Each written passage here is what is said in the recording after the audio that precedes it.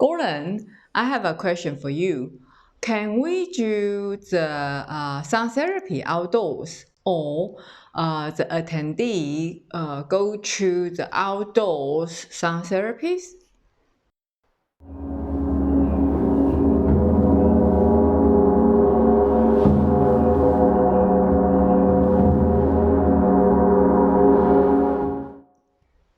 We certainly can, yeah. Uh-huh. Oh, I remember years ago you told your student, no, because the wind will blow the sound away. Well, I just answered your question. Yes. You were talking about sound therapy. Yeah. Well, we can use a variety of instruments in sound therapy. If we're talking about using a set of little singing bowls, or even something like a shamanic drum. How about that, viewers? That might be an interesting therapeutic exercise in the woods or something, out in the nature.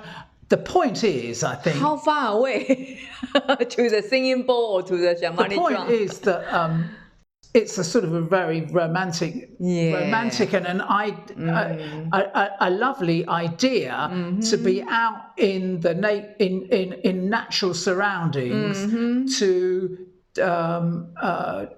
give sound therapy sessions, I think.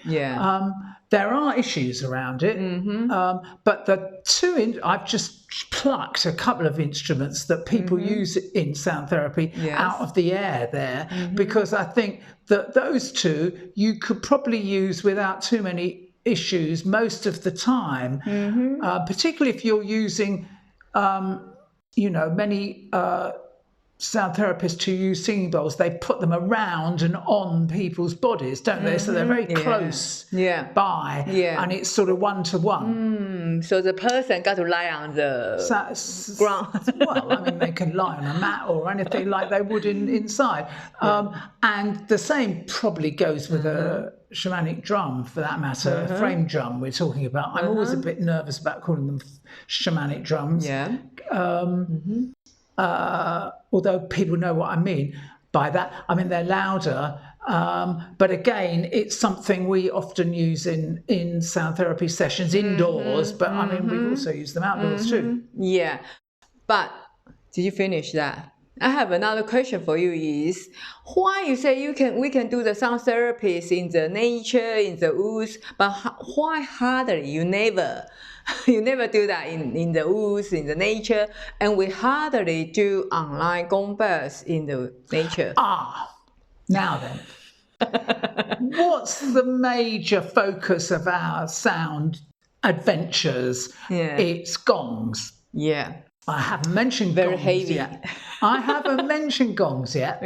And that's for the reason is that they're big, and the nature of the sound that they make means that they're not ideal in an open environment. By that I mean when there's no walls, they're not in rooms.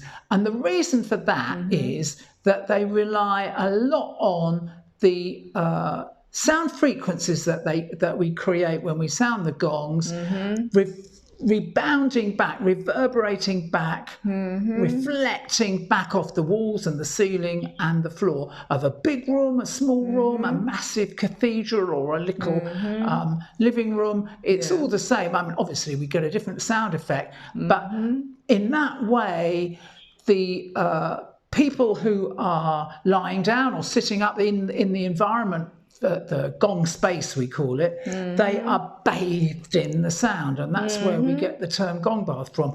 Outside, well, we don't have walls and ceilings and floors, so it's a different setup. So the answer is yes or no. The answer is a qualified yes. We can do it. It's helpful if talking about walls and ceilings and so on, if we've got at least a little bit of reflective material.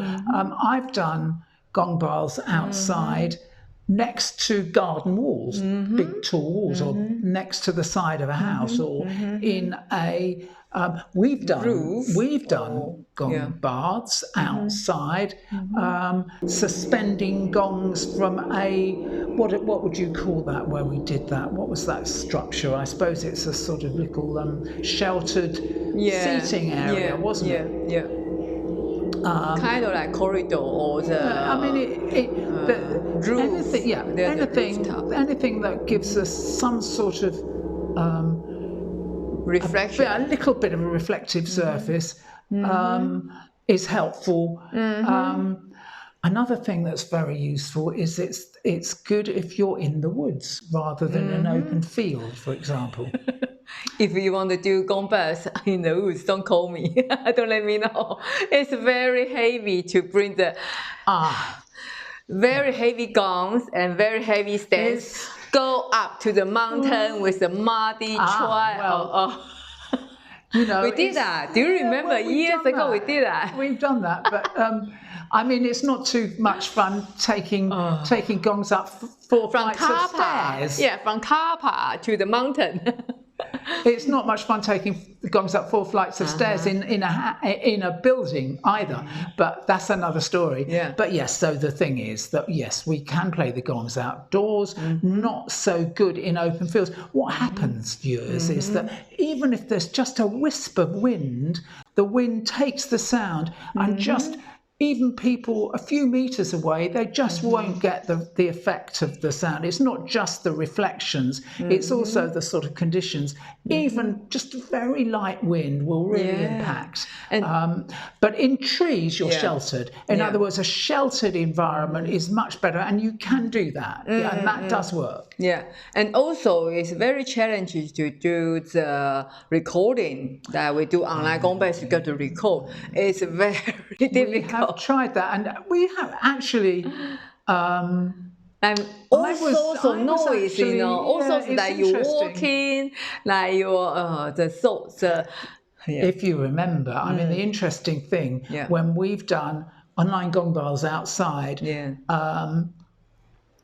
we had the advantage of being able to choose really nice, beautiful locations for each little episode that we were doing. And one of them I remember was Eileen playing the singing bowls by this pond, you know, what was that? It was a little seated area. With a seating area with a roof.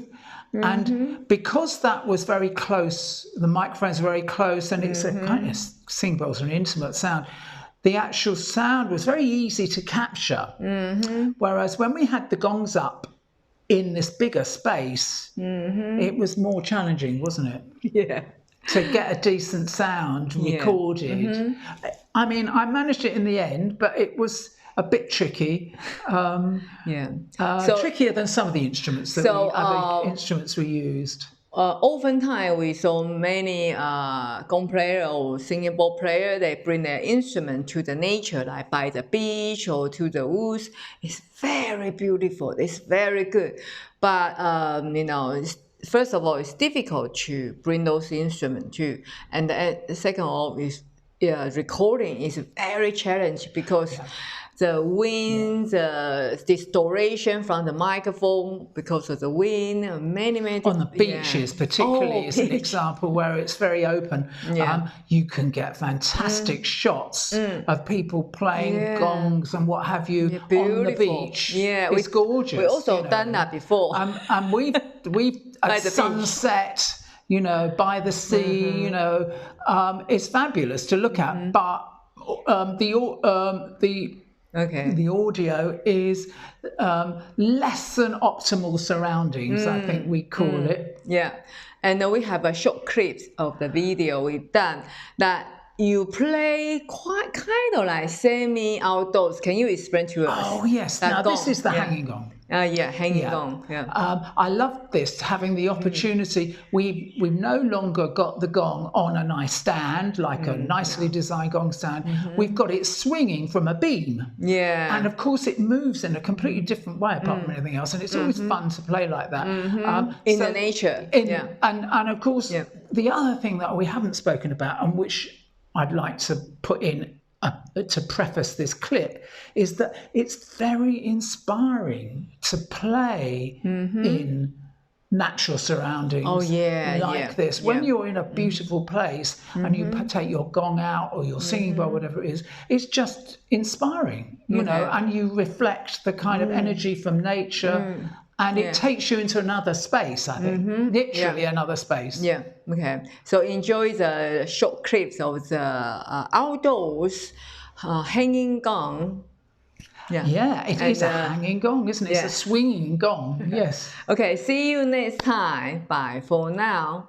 Bye.